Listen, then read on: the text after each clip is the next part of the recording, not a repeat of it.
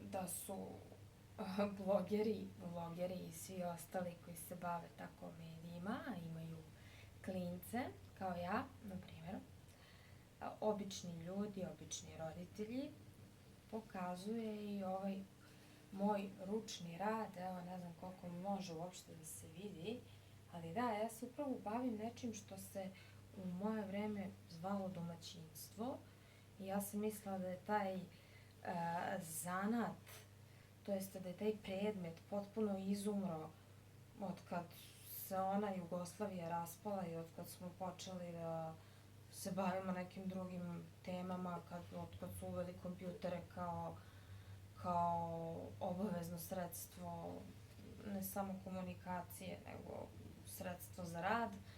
Ja sam mislila da je to nestalo prosto. Međutim, meni je Una u 5. razredu dobila nešto što se u moje vreme zvalo tehničko, sa primesama, evo ovako, ovih nekih konaca i ručnih radova i sad ja verovatno vama ličim na totalnog idiota koji u skoro pola 1 noću razvlači konce i plete nešto, ali eto, i to se radi.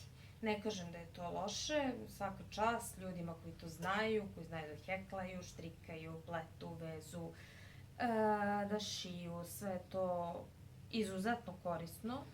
Ja nisam jedna od tih, ali to ne znači da ja te zanate i njihovu vrednost umanjujem, naprotiv. Ja samo kažem da sam ja jedan veliki antitalenat za tako nešto. A to što sam antitalenat mene sprečava da svom detetu pomognem, koji mi je naravno danas lepo rekla da ona nema ništa za domaći, eto, nema ništa, ali eto, ima to neko tehničko koje je u stvari domaćinstvo, koje je u stvari neki ručni rad, da uradi makar do pola. Pa eto, ako već ona spava, zato njena majka plete.